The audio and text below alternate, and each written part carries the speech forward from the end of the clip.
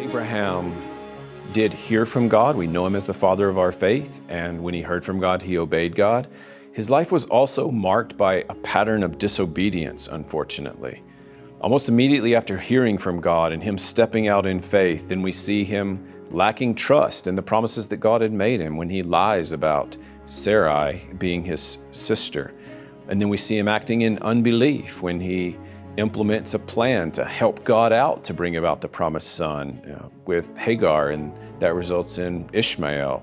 And then again, we see him lying about Sarah for his own selfish convenience. He's not worried about what's going to happen to his wife. He's worried about what's going to happen to himself. And this is a terrible pattern for Abraham to set for his family, for his wife, for his children. And unfortunately, that negative pattern of sin was set, and it affects generations. I mean, there's a reminder for the next generation among Ishmael and the Ishmaelites that God doesn't need our help. When we try to help him, the consequences are never good.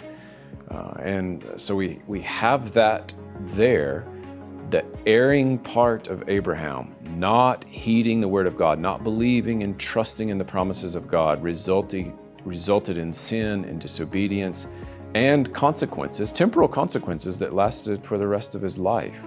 And the same is true for us. When we sin, there will be consequences. We must seek to mortify the deeds of the flesh, follow God in full obedience, and seek to honor him and what he's written in his word in every aspect of who we are.